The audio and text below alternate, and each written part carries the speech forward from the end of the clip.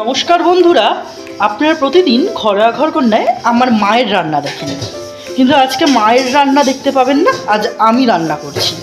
মা যেহেতু শরীর খারাপ, বিগত 3 দিন ধরে জ্বর, তো তাই জন্যে আজকে আমি আপনাদেরকে রান্না করে দেখাবো। আজ আমি রান্না করব চিকেন কষা। এখানে যে চিকেনটা নিয়ে নিয়েছি আপনারা দেখতে পাচ্ছেন, তারপর এখানে আলু নিয়ে নিয়েছি, এখানে কাশ্মীরি রেড চিলি পাউডার নিয়েছি, হলুদ গুঁড়ো নিয়েছি, এখানে পেঁয়াজ কুচিয়ে নিয়েছি, এখানে নিয়েছি আদা রসুন আর লঙ্কা বেটে নিয়েছি শিলনোড়াতে, আর এখানে নিয়েছি লঙ্কার গুঁড়ো, ধনে জিরের গুঁড়ো নিয়েছি, আর এখানে নুন নিয়েছি। চলুন এইবার আমি রান্না করে দেখাই আপনাদের। আমি প্রথমে কড়াইতে তেল দিয়ে একটুখানি নুন দিয়ে দিলাম আর হলুদ দিয়ে দিলাম।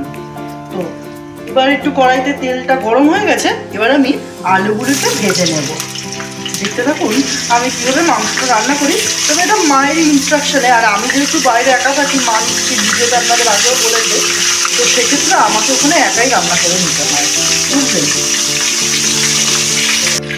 এবার আমি এই পেঁয়াজগুলোকে একটুখানি ভেজে নেব, হালকা হালকা করে একটুখানি ভেজে নেব। আমি তার জন্য একটুখানি নুন দিয়ে দিলাম, পেঁয়াজটা যাতে একটুখানি নরম হয়ে যায়।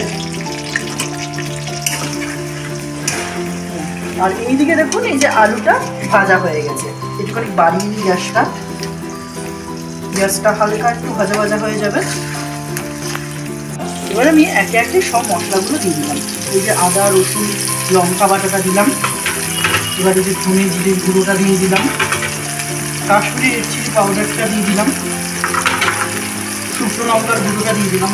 আমরা আসলে একটু ঝাল খাই, আর আমার বেসিক্যালি মানে ঝাল না খেলে একদম ভালো লাগে না। আর নুনটাও দিয়ে দিলাম। এবার আমি একটুখানি এটা কষিয়ে নেব।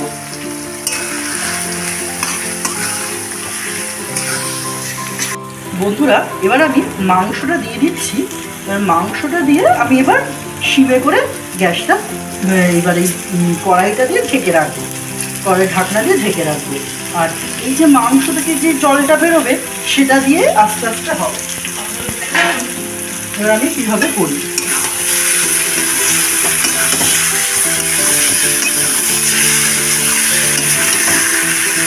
বন্ধুরা গ্যাসটা আমার সিমে করে দেওয়া হয়ে গেছে, এবার আমি ঢেকে রাখলাম। আচ্ছা, এবার আমি ঢাকনাটা খুলে দেখলাম।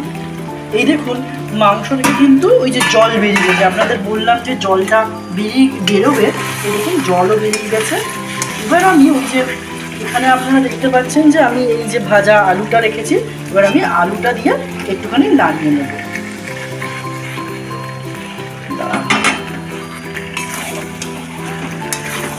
এবার আমি আলুটা দিয়ে নাড়িয়ে নেব, তারপরে আর একটুখানি এবার ঢেকে রাখবো, দিয়ে আলুটাও সিদ্ধ হয়ে যাবে।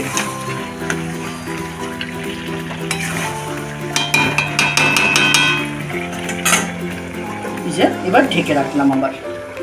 বন্ধুরা, এবার আমি ঢাকনাটা তুলে নিলাম। আপনারা দেখতে পাচ্ছেন যে এই কষানো হয়ে গেছে, কিন্তু একটু আলুটা যখন সিদ্ধ হয় তো সেক্ষেত্রে তার জন্য আমি একটুখানি জল দিয়ে দিলাম। আর মাংসটা একটু খুলে খুলে যাচ্ছে, তো সেক্ষেত্রে আমি জলটা দিয়ে এবার একটুখানি নাড়িয়ে নেবো, একটু ঢেকে রাখবো। এবার তাহলে হয়ে যাবে।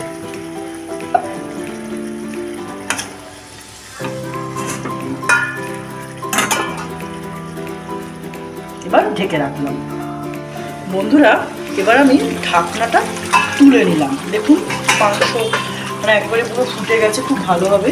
তো আমি গরম মশলা দেবো না, আমার মায়ের একটা স্পেশাল মশলা আছে, ওই সিক্রেট মশলাটা আমি এবার একটুখানি ছড়িয়ে দেবো। একটুখানি চারিদিক থেকে ছড়িয়ে দিলাম, দিয়ে আমি একটুখানি নাড়িয়ে দিই।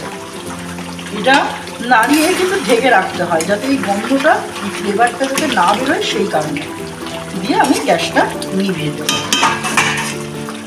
আমি এবার ঢেকে রাখলাম, গ্যাসটাও নিভিয়ে দিলাম। তো দেখুন বন্ধুরা, আমার এই চিকেনের ঝোলটা রান্না হয়ে গিয়েছে, কি সুন্দর হয়েছে, কালারটাও দেখতে পাচ্ছেন। তো বন্ধুরা, আপনার রেসিপিটি যদি ভালো লাগে, আমার এই রেসিপিটা আগেও মা যদিও করেছে, তবুও আমার তৈরি এই রেসিপিটা যদি আপনাদের ভালো লাগে, তবে অবশ্যই একটা লাইক, সাবস্ক্রাইব আর কমেন্ট করে পাশে থাকবেন। ঘরোয়া ঘরকন্যার যে ফেসবুক পেজটি রয়েছে সেটাও ফলো করে দেবেন। আর অবশ্যই এই ঘরোয়া ঘরকন্যার যে ইউটিউব চ্যানেল রয়েছে সেটাতেও আপনারা একটু সাবস্ক্রাইব করে দেবেন আর কমেন্ট করে অবশ্যই পাশে থাকবেন। নমস্কার বন্ধুরা, ভালো থাকবেন, সুস্থ থাকবেন। আবার অন্য কোনো ভিডিওতে আমার সাথে দেখা হবে। ততক্ষণ আপনারা মায়ের সঙ্গে ভিডিও দেখতে থাকুন। নমস্কার, রাখলাম আজকে।